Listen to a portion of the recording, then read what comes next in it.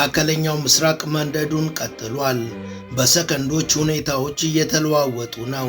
ሃይባ ያጣችውና በጤና አልባ መሪ የምትመራው አሜሪካ በኢራን ላይ ለሰባተኛ ተከታታይ ምሽት እጅግ ከባድና መጠነ ሰፊ የአየር ድብደባን ፈጽማለች።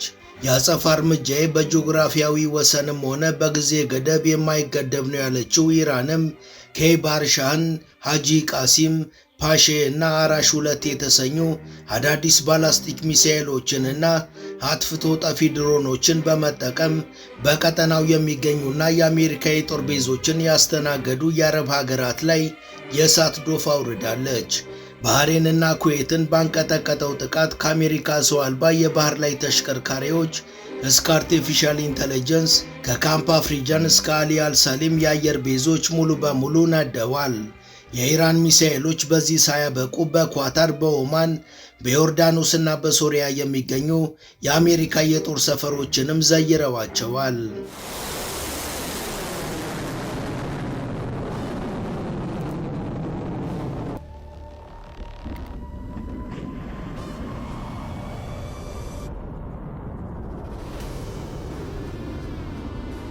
የኢራን ሰሞነኛ የአጸፋ ጥቃቶች ከወራት በፊት በአሜሪካ የጦር ሰፈሮች ላይ ከፈጸመቻቸው የአጸፋ ጥቃቶች በላይ አስከፊና ከባድ ውድመትን ያደረሱ ሲሆን በአሜሪካ በኩል ውጤታማ የሆነ መከላከል አለመኖሩና ፔንታገንም ቀጠናዊ አቅሙን መልሶ ለማቋቋም ያደረጋቸው ጥረቶች በሙሉ የከሸፉ መሆናቸውን ያስመሰከረ ሆኗል። ይህ ሁሉ ውድመት እንዲሰማ የማይፈልጉትና አሜሪካም ኢራን ቲማቲም የምትወረውር ይመስል ምንም አልደረሰብንም ቢሉም የኢራን አብዮታዊ ዘብ መቼ አምርቶ መቼ እንደሚተኩሳቸው እንቆቅልሽ በሆኑ አዳዲስና በርካታ ባላስቲክ ሚሳኤሎችና ድሮኖች ቀጠናውን እያገላበጠው ይገኛል። ለዚህ ማሳያው ከ2 ቀናት በፊት የተነሱ የሳተላይት ምስሎች በኤሚሬትሷ አቡዳቢ አቅራቢያ በሚገኘው የአሜሪካ ወታደራዊ የጦር ሰፈር ላይ ያሉ 3 ረጃጅም ሕንፃዎች በኢራን ጥቃቶች ሙሉ ለሙሉ መውደማቸውን አጋልጠዋል።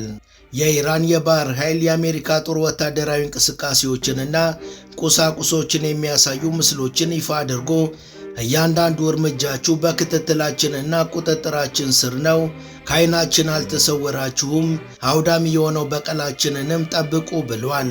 የኢራን ጦር ጠቅላይ አዛዥ በበኩላቸው በአንድ እጅ እየተኮሱ በአንድ እጅ ድርድር የሚባል ነገር እንዳታስቡ፣ ጥቃቱ እስካልቆመ ድረስ የኢራን የአጸፋ እርምጃ በእጥፍ ተፋፍሞ ይቀጥላል ብለዋል። ጀነራሉ ከቁርአን ላይ በእናንተ ላይ ወሰን ላለፈባችሁ ሰው ልክ በእናንተ ላይ ወሰን እንዳለፈባችሁ ያህል ወሰን እለፉበት፣ አላህንም ፍሩ የሚለውን በመጥቀስ የኢራን ጦር እየወሰደ ያለው ወታደራዊ እርምጃ እንዲሁ ለጥቃት የተጠማ ሳይሆን ፍትሐዊ ራስን የመከላከልና የአጸፋ እርምጃ መሆኑን ገልጸው የኢራንን የአጸፋ እርምጃ የሚያቆመው አንዳች ምድራዊ ኃይል የለም ብለዋል። ልክ እንደ መካከለኛው ምስራቅ ሁሉ በቀጠለው የሩሲያና የዩክሬን ጦርነት ሩሲያ ትላንት ብቻ በፈጸመቻቸው መጠነ ሰፊ ጥቃቶች በርካታ የዩክሬን ወደቦችንና ከ4 በላይ ግዙፍ መርከቦችን ሙሉ ለሙሉ አውድማለች። የጦርነቱን መጨረሻም እያጧጧፈችው ነው። At least 7 people were killed in the Ukrainian capital of Kiev after Russia unleashed another barrage of ballistic cruise missiles.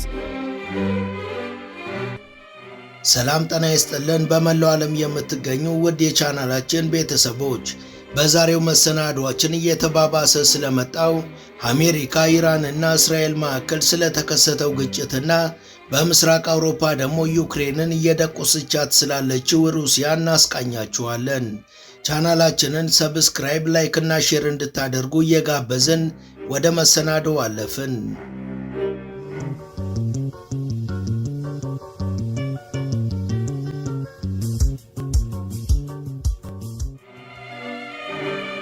አሜሪካ 7ኛውን ተከታታይ የምሽት እጅግ ከባድና መጠነ ሰፊ የአየር ድብደባ በኢራን ወታደራዊና ሲቪል መሠረተ ልማቶች ላይ ፈጽማለች።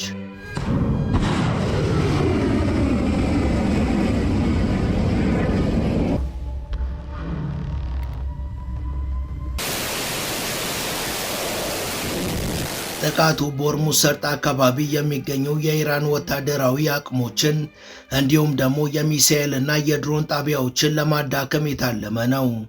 በተለያዩ ከተሞችን ፍንዳታዎች ተከስተዋል።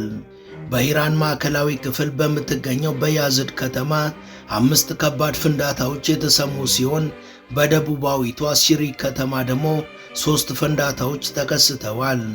የኢራን አብዮታዊ ዘብም በአሜሪካ ላይ የማጥቃት ዘመቻን አውጇል። በአካባቢው የሚገኙ የአሜሪካ አጋር ሀገራትና ወታደራዊ ሰፈሮች ላይም የሚሳኤልና የድሮን ጥቃቱን ማፋፋም ጀምረዋል።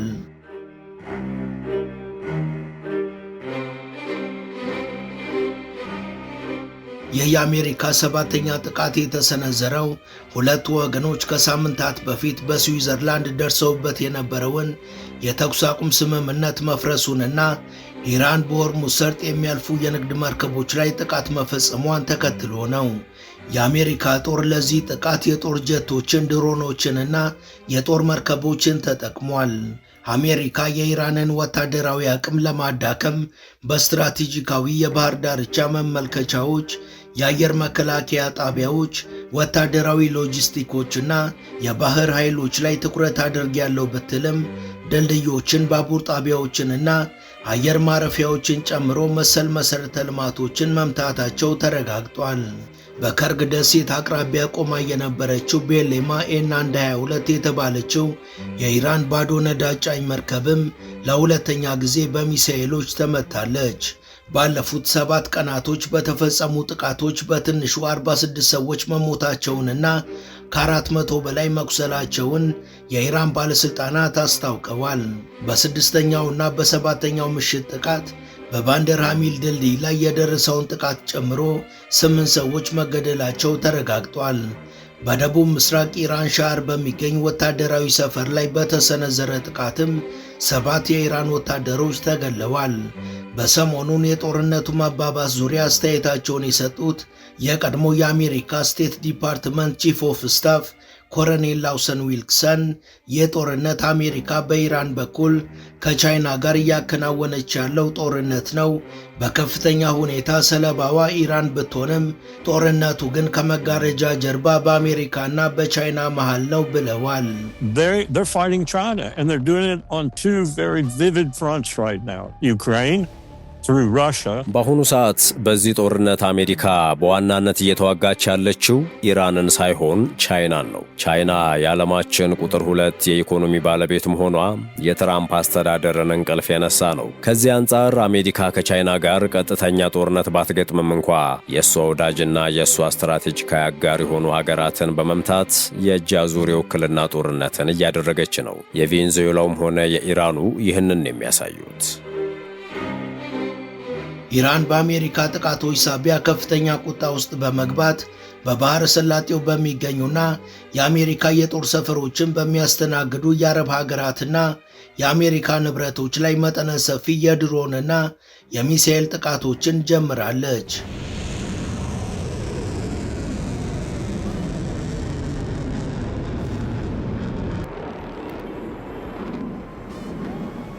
በዚህም በኩዌት ላይ በሰነዘረችው ከባድ ጥቃት የሀገሪቷን የኤሌክትሪክና የውሃ ጨው ማስወገጃ በመምታት በጣቢያው ላይ ከባድ እሳትና መስተጓጎል እንዲከሰት አድርጋለች። ጭንቀት ውስጥ የገባው የኩዌት መንግስትም ህዝቡ የኃይልና የውሃ አጠቃቀሙን እንዲቀንስ አሳስቧል።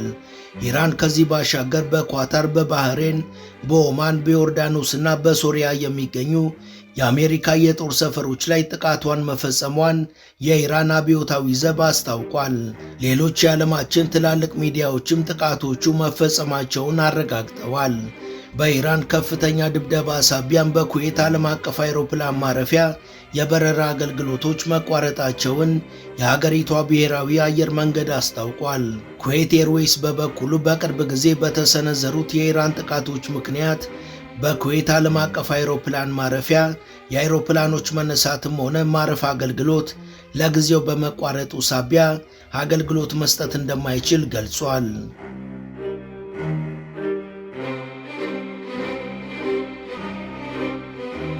ኢራን ከኩዌት ባሻገር በኢራቅ ኩርዲስታን የሚገኘውን የኩርድ ተገንጣይ አሸባሪዎች የስልጠና ካምፕንም በቦምብ ደብድባለች። The conflict is no longer confined to direct military exchanges. It's now spilling across borders, and Iraq is once again finding itself caught in the middle. በተከታታይ ፍንዳታዎች አካባቢው በመናወጡ ምክንያትም የኢራቅ ግዙፍ ከተማ በሆነችው ሱሌይማንያ እሳት ተነስቶ በነበልባሎች ተውጣለች። የአሜሪካ መንግስትም እየተባባሰ በመጣው ውጥረት ምክንያት ዜጎቹ ወደ መካከለኛው ምስራቅ የሚያደርጉትን ጉዞ እንዲያጤኑ አስጠንቅቋል። የአሜሪካ የውጭ ጉዳይ ሚኒስቴር በቀጠናው ላይ ግጭቱ እየባሰ በመምጣቱ በመላው መካከለኛ ምስራቅ የሚገኙ ዜጎቹ ከፍተኛ ጥንቃቄ እንዲያደርጉ አሳስቧል። ሚኒስቴሩ በትዊተር ገጹ ላይ ባወጣው መግለጫ በመካከለኛው ምስራቅ ባለው ከፍተኛ ውጥረት ምክንያት የጸጥታ ሁኔታ ውስብስብና ያልተጠበቁ ግጭቶች እየተከሰቱበት ነው። በመሆኑም ዜጎች እቅዳቸውን እንዲገመግሙ ያሳሰብን ሲሆን አሜሪካውያን ወደ መካከለኛው ምስራቅ ወይም በመካከለኛው ምስራቅ በማቋረጥ የሚያደርጉትን ጉዞ በድጋሚ ሊያጤኑት ይገባል ሲል አስጠንቅቋል። የአሜሪካ የውጭ ጉዳይ ሚኒስቴር ማስጠንቀቂያም በቀጣይ ቀናት ግጭቱ አስከፊ እንደሚሆን ፍንጭ የሰጠ ነው ተብሏል።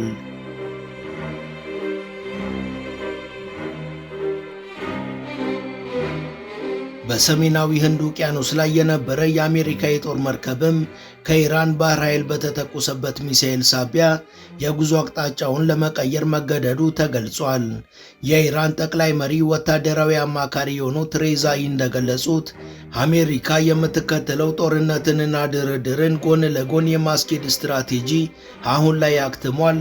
አሜሪካ ጥቃቷን በሚቀጥሉት 2 እና 3 ቀናት ውስጥ ካላቆመች ኢራን ወደ ሙሉ ለሙሉ ማጥቃትና ጠላትን ወደ ማጥፋት ዘመቻ እንደምትሸጋገርና ከዚህ በኋላ ምላሻቸው እኩል በኩል እንደማይሆን አስጠንቅቀዋል። ተባብሶ በቀጠለው በሰሞኑን ግጭት ምክንያትም በሆርሙዝ ሰርጥ ላይ የንግድ መርከቦች እንቅስቃሴ በከፍተኛ ሁኔታ በመቀነሱ የዓለም የነዳጅ ዋጋ በአንድ በርሜል ከ$86 በላይ ከፍ ብሏል። በሌላ በኩል ባሳለፍነው የጸደይ ወቅት በአሜሪካ የባሕረ ሰላጤው የጦር ሰፈሮች ላይ ኢራን የፈጸመቻቸው ጥቃቶች አስከፊና ከባድ ውድመትን ያደረሱ እንደነበሩ ተገልጿል። የኢራን ያሳለፍነው ማርች ወር የድሮንና የሚሳኤል ጥቃቶች በርካታ ወሳኝ የሆኑ የአሜሪካ ራዳሮችን ከጥቅም ውጪ ያደረጉ ሲሆን የአየርና የሚሳኤል መከላከያ ክምችታቸውን በእጅጉ አሟጦባቸዋል ሲሉ የወታደራዊ ባለሙያና የካስት ደህንነት ተቋም ከፍተኛ ተመራማሪ ዩሪ ሊያሚን ለስፑትኒክ ተናግረዋል። ወደ ዛሬው የኢራን ጥቃቶች ስንመጣ ኢራን አራሽ የተባሉ ከባባድ ድሮኖችን በመጠቀም በኩዌትና በባህሬን የሚገኙ የአሜሪካ ወታደራዊ ልምምድ መስሪያዎችን፣ የሎጂስቲክ ቦታዎችንና የአየር ኃይል ተቋማትን ኢላማ አድርጋ ስኬታማ በሆነ መልኩ እያደባየች ነው። በአሜሪካ በኩል ውጤታማ የሆነ መከላከል አለመኖሩና ፔንታገን ቀጠናዊ አቅሙን መልሶ ለማቋቋም ያደረጋቸው ጥረቶች በሙሉ መክሸፋቸው ተገልጿል። ምሳሌ ታድ ሚሳኤልን ከደቡብ ኮሪያ የማዛወር ሙከራ አድርጎ የነበረ ቢሆንም በኢራን ከሽፏል። ይህም አሜሪካንን በቀጠናው ላይ ጥርስ የሌለው አንበሳ አድርጓታል። የኢራኖቹ አራሽ ድሮኖች እስከ 2000 ኪሎ ሜትር ድረስ የሚወነጨፉ ሲሆን እስካሁንም እስከ 260 ኪሎ ግራም ክብደት ያላቸው ቦምቦችን በአሜሪካ ቤዞች ላይ ጥለዋል። ለከፍተኛ የጥንቃቄ ኢላማ ውድመት የሚያገለግሉት የተራቀቁትና ግዙፎቹ የኦፕቶ ኤሌክትሪካል ራሶችን የታጠቁት ድሮኖች ግን ገና ወደ ጦርነቱ አልገቡም። ኢራን እነሱን መጠቀም ስትጀምር የጦርነቱ ሂደት መልኩም ሆነ ሚዛኑ መቀየሩ አይቀሬ ነው።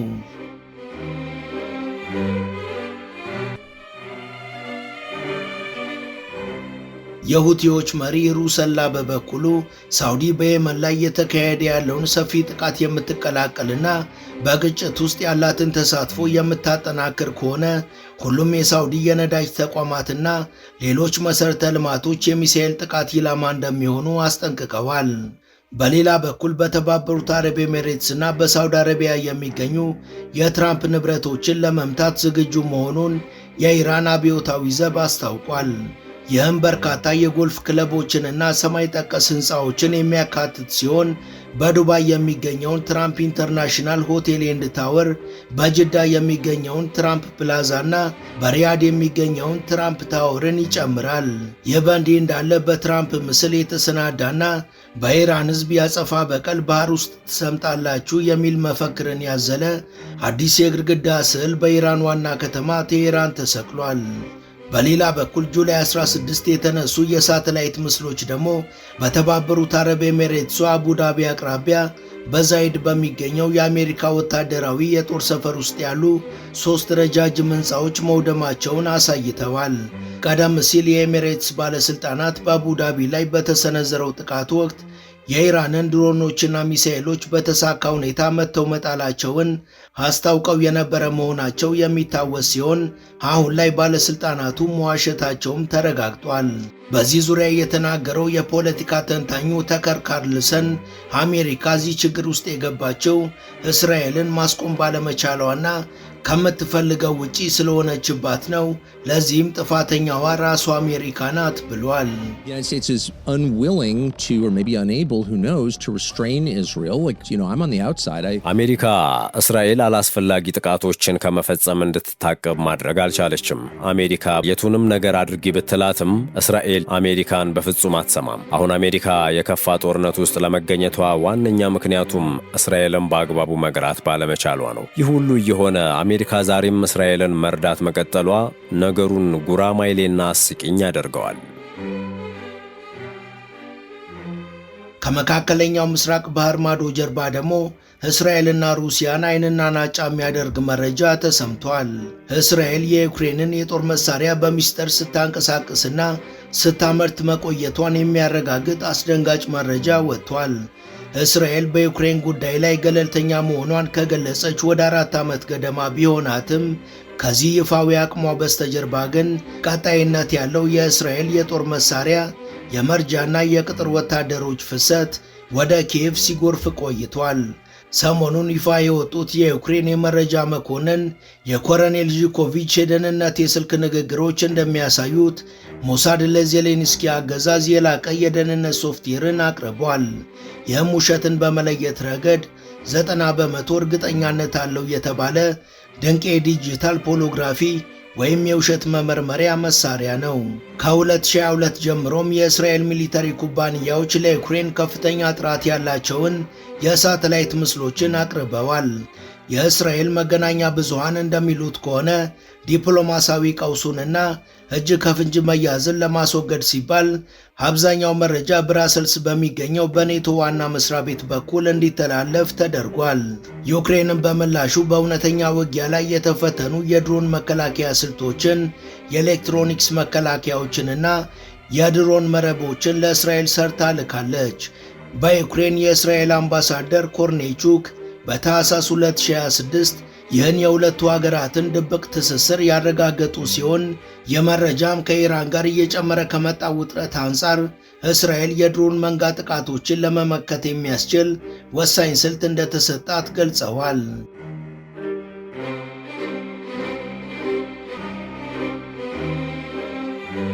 ይህ በእንዲህ እንዳለ ዛሬም በቀጠለው የሩሲያና የዩክሬን ግጭት ቆራጧ ሩሲያ ከድል ጫፍ እየደረሰች ዩክሬንም እየተሽመደመደችና አቅም እያጣች ነው። የሩሲያ ጦር ትላንት በወታደራዊ የአቅርቦት ሰንሰለት ውስጥ በተሳተፉ የዩክሬን ወደቦችና መርከቦች ላይ ጥቃቱን ቀጥሏል። የሩሲያ ጦር በኒኮላይቭ ወደብ ላይ ጭነት በመጫን ላይ የነበሩ 4 የጭነት መርከቦችን መቶ ዶግ አመድ አድርጓል። Explosions ripped through key Ukrainian ports as Russia unleashed another wave of precision drone strikes targeting cargo vessels and naval assets allegedly supporting Kyiv's military operation. መርከቦቹ ለዩክሬን የወታደራዊ ኃይል አቅርቦቶችን እያደረሱ ነበር። የሩሲያ ጦር በኦዴሳ ክልል በዩዥኔ ወደብ የሚገኝ አንድ የጭነት መርከብን መቶ ደምስሷል። በኦዴሳ ወደብ ውስጥም በከፍተኛ ጥንቃቄ የሚተኮሱ የአየር ላይ የጦር መሳሪያዎችንና የነዳጅ ማጠራቀሚያ ታንኮችንም ደምስሷል። የጦርነት ከጀመረ ወዲህም አንድ የሩሲያ ወታደር ከ32 በላይ የዩክሬን ወታደሮች በሆነ ሬሾ ሩሲያ ሙሉ ለሙሉ የበላይነቱ እንደነበራት ጥናቶች አስታውቀዋል። በነገራችን ላይ በአሁኑ ሰዓት በሀገሪቷ በአራቱም ማዕዘናት የዩክሬን ወጣቶች በዋና ከተማዋ ኪየቭም ሆነ በሌሎች ከተሞች መንገዶች ላይ በፍጹም አይታዩም። ለመሐላ በመንገዶች ላይ አንድ ዩክሬናዊ ወጣት እንኳን አይገኝም። ምክንያቱ ደግሞ ወጣቶቹ ከልጆቻቸውም ጋር ሆኑ ከፍቅረኛቸው ጋር አሊያም ከአዛውንት ወላጆቻቸው ጋር ያለምንም ገደብ ታፍነው ለግዳጅ ወደ ጦር ሜዳ ስለሚላኩ ነው። በየከተሞቹ ሲዞሩ ውለው የሚያድሩ በርካታ ጥቋቁር ቫን መኪኖችም ለዚህ ያፈናና የእገታ ሥራ በይፋ ከተሰማሩ 1 ዓመት ሆኗቸዋል። ይህ ጉዳይ በጦርነቱ ደጋሾች በምዕራባውያኑ የቴሌቪዥን ጣቢያዎች ላይ አይታይ እንጂ አርቲ ኒውስ፣ ግሎባል ታይምስ እና ፈርስት ፖስትን በመሳሰሉ የዓለማችን ግዙፍ ቻናሎች ላይ መታየት ከጀመረ ሰነባብቷል። ሌላው ቀርቶ አዛውንት ወላጆች ወጣት ልጃቸውን ከአፈና ለመታደግ በከዘራቸው አጋች ወታደሮቹን ለመምታትና ልጃቸውን ለማስጣል ጥረት ሲያደርጉ እንዲሁም በምላሹ ሲገፈተሩ መመልከት የተለመደ ሆኗል። 4 ዓመት ባስቆጠረው በዚህ ግጭት በሩሲያ መከላከያ ሚኒስቴር መረጃ መሠረት ሩሲያ ከ18500 በላይ የወደቁ የዩክሬን ወታደሮችን አስክሬን ያስረከበች ሲሆን ዩክሬን ግን በምላሹ የመለሰችው 569 የወደቁ የሩሲያ ወታደሮችን ብቻ ነው። በአጠቃላይ ሩሲያ የጦር ሜዳዎቹን በበላይነት እየተቆጣጠረቻቸውና በዩክሬን የተነጠቀቻቸውን በርካታ ግዛቶችንም እያስመለሰች ነው።